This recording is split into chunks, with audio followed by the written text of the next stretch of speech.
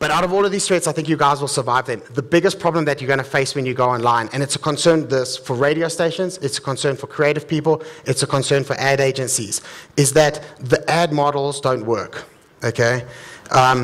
Advertising models in a digital space cannot replicate the non-digital. But in all seriousness, guys, again, I want to look at the print media and how they moved online and the lessons that they learned. Is the biggest lesson that print media learned when they went online is that their print advertising models don't work. In a magazine, you can sell a full page and say, cool, we've got 10,000 readers, so that's R1 a reader, so pay us 10 grand, we'll run your ad. And you get to charge for every person that reads the magazine. The guys get to inflate it because they say, you know what, this magazine sits around for ages. We've got a 3-to-1 penetration for every magazine, 3 people read it, and they'll stretch it as far as they can because they can charge per reader.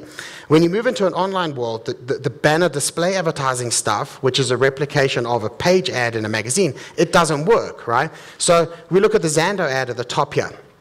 What happens is that News24 turn around and go, cool, we're going to charge you a display price. So we're going to charge you a set fee based on the number of people that visit this website. So eyeballs, right? How many people see your ad? We're going to charge you for it, all right?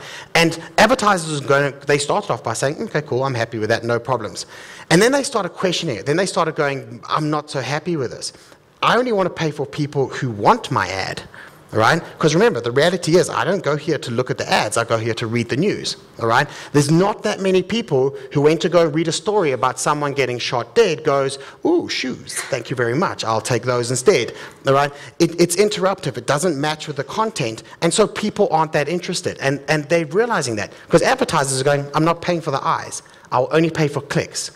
And what happens is you realize that the average click-through rate on banner advertising in South Africa is less than, or is half of 1%. Which is really, really low. And if you convert that into radio terms, and you go, okay, cool, we can't sell the people that are listening, the ears that are tuned into the radio station, we can only sell to people who engage with an advert, which is kind of fair when you look at it from an advertiser's perspective, all right? We'll only sell to people who actually wanted to receive the ad, who engaged with that. 0.5%, if you have a radio station, you've got 1 million listeners, 0.5% is 5,000 people. Which means your ad rates are going to be based on 5,000 people, not on 1 million people.